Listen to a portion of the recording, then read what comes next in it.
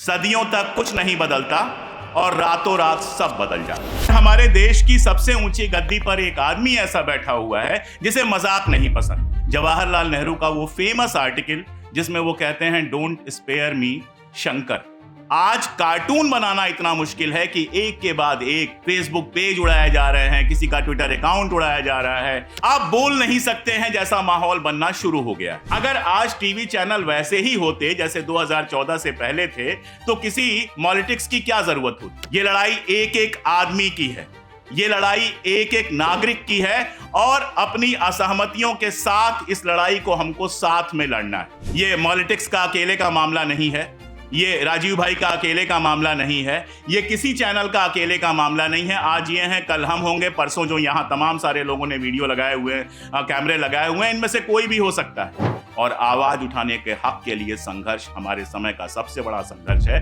कल 1 अप्रैल था और आमतौर पर 1 अप्रैल को हम लोग अपने बचपन में अप्रैल फूल दिवस मनाते रहे, तमाम सारे लोग बेवकूफ बनाने की कोशिश करते रहे।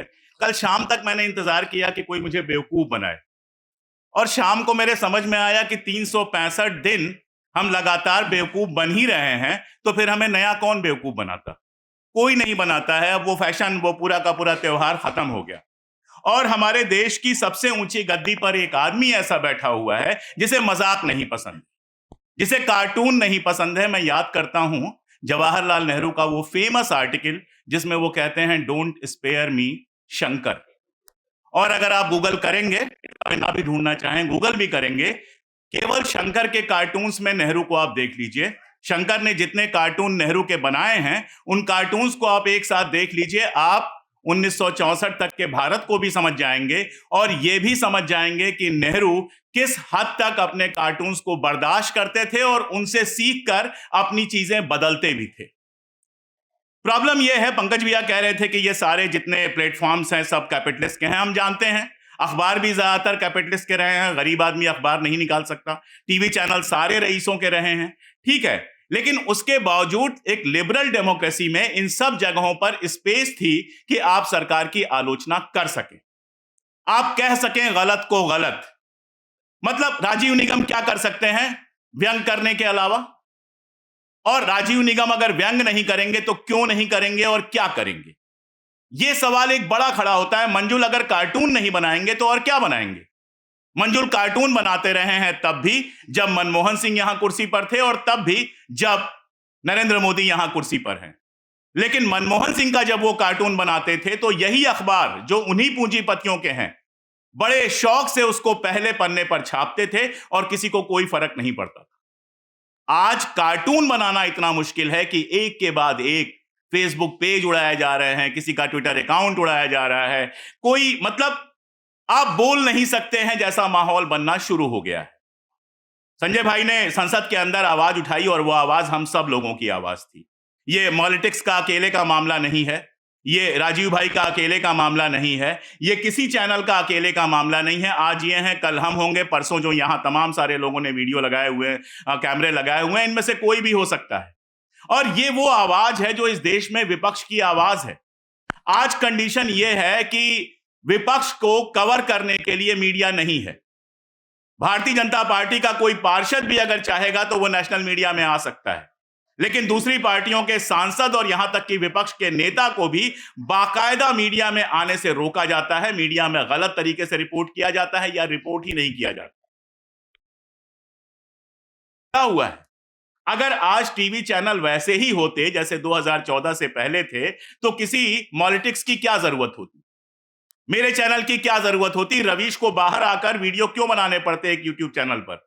अजित अंजुम जैसे पत्रकार को अलग से वीडियो क्यों बनाने पड़ते? या तमाम नाम आप गिनते चले जाइए, ये इन सारे लोगों को अलग से आकर अपनी बात क्यों कहनी पड़ी? क्योंकि मेन स्ट्रीम मीडिया में उसकी जगह खत्म हो गई। और दिक्कत तलब बात यह है कि पिछले चुनाव में सरकार को बहुत कायदे से समझ में आ गया है कि मेन स्ट्रीम मीडिया जो है वो सिर्फ उनके लिए मेन स्ट्रीम रह गई है। इस देश की आम जनता अब मेन स्ट्रीम से ज्यादा वैकल्पिक मीडिया पर भरोसा करती है। बहुत सारी कमियां हो सकती हैं, दिक्कतें हो सकती हैं। हो सकता है कि पंकज भाई से मेरी कुछ आपत्तियां हों, इनकी कुछ बातें मुझे ना पसंद आते हों, मेरी बातें इनको ना पसंद आती हों, हमारी आपसी सहमतियां हों, लेकिन एक बात पर हमारी सहमति है, उसमें संजय भाई भी शामिल हैं, उसमें पंकज भाई भी शामिल है, उसमें हम सब लोग शामिल हैं कि अगर आप मेरी आलोचना करना चाहते हैं अपने चैनल पर तो यह आपका हक है। अगर संजय भाई के किसी भाषण को शानदार कहने का मुझे हक है तो बेकार कहने का भी मुझे हक है। अगर मेरा कुछ गलत है या कहीं कुछ गलत है तो उस पर टिप्पणी करने का हक है। लोकतंत्र ऐसे ही तो बनता है, संसद ऐसे ही तो बनी थी, कम से कम राज्यसभा ऐसी ही बनी थी। जिसको क्या बना दिया गया है बताने की जरूरत नहीं है। एक विपक्ष की बड़ी पार्टी का नेता खड़ा होकर कहता है कि अगर आप नहीं बोलने देंगे तो मैं बैठ जाऊंगा, और हमारे लोकसभा अध्यक्ष कहते हैं कि तो बैठ जाइए, प्रधानमंत्री का नाम मत लीजिए, बैठ जाइए। और मैं एक बात और बताऊं, बहुत सारे लोगों को लगता है कि इससे हमें क्या फर्क पड़ेगा। सबको फर्क पड़ेगा, जनता के लिए भी उतना ही बड़ा फर्क पड़ेगा। आज आपके सवाल फिर भी उठ जाते हैं। अगर इस देश में विपक्ष की आवाज खत्म हो गई, वैकल्पिक मीडिया की आवाज खत्म हो गई, तो जो मीडिया है उसके घर में भी कुछ हुआ तो वो आवाज उठाने वाला कोई नहीं बचेगा, क्योंकि उनके अपने चैनलों पर वो आवाज उठाने नहीं दी जाएगी। इसलिए लंबी बात मुझे नहीं करनी है, मैं बस इसमें शामिल होने और इन सॉलिडेरिटी कहने आया था कि मैं इस लड़ाई में शामिल हूं, मैं आप लोगों के साथ हूं, ये कहने आया था। मुझे बस इतना कहना है कि ये लड़ाई सबकी है, ये लड़ाई एक एक आदमी की है, ये लड़ाई एक एक नागरिक की है, और अपनी असहमतियों के साथ इस लड़ाई को हमको साथ में लड़ना है।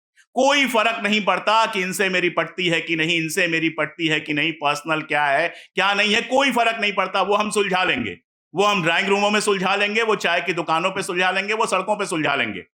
फर्क इस बात से पड़ता है कि इस देश में अभिव्यक्ति का अधिकार मूल अधिकार है नागरिक का, और अगर उसको दबाया जा रहा है तो कम से कम हमारे बच्चे ये ना कह सकें कि हमारे पुरखों ने इस पर आवाज भी नहीं उठाई। आवाज उठाने का हक तो हमारा है, उसे दबा दिया जाए, उसे किनारे कर दिया जाए, माना जाए ना माना जाए, समय बताएगा। एक बात मैं जानता हूं और वही कह के मैं खत्म करूंगा। एक पुरानी रशियन कहावत है, सदियों तक कुछ नहीं बदलता और रातों रात सब बदल जाता है। ट्रंप जिस समय ईरान में गए थे, 48 घंटे के अंदर विक्ट्री डिक्लेयर करने के लिए गए थे, 1 महीने से ऊपर हो गया, और आगे कहां तक जंग जाएगी कोई नहीं जानता। तो बहुत सारी चीजें बहुत सारी जगहों पर, मैंने एक किताब तानाशाहों पर ही लिखी है। चाउसेस्कू का नाम आप सब लोगों ने सुना होगा। चाउसेस्कू और उसकी पत्नी का डंका बसता था। डंका बसता था मतलब बसता था। कुछ दिक्कतें इकोनॉमिक शुरू हुई, एक भाषण देने वो आया और उस भाषण में जरा सा अटक गया, उसकी जबान फिसल गई थोड़ी सी, लगा कि उसके अंदर डर आ गया है। जनता ने वो डर पकड़ लिया। 24 घंटे के अंदर चाउसेस्कू गद्दी से हट गया, और उसके बाद जो हुआ वो आप सब लोग जानते हैं। संघर्ष की जरूरत इसीलिए होती है कि हमारी पीढ़ी को मिले, अगली पीढ़ी को मिले। संघर्ष की परंपरा लगातार चलनी चाहिए, और आवाज उठाने के हक के लिए संघर्ष हमारे समय का सबसे बड़ा संघर्ष है। और मैं बिल्कुल पंकज भाई से सहमत हूं कि मैं खुद को विपक्ष का हिस्सा मानता हूं। मुझे चुनाव नहीं लड़ना, मुझे किसी पार्टी में शामिल नहीं होना, लेकिन जो इस तानाशाही सरकार के खिलाफ बोलता है, मैं हर उस पार्टी में शामिल हूं, मैं हर उस आवाज में शामिल हूं। बहुत शुक्रिया।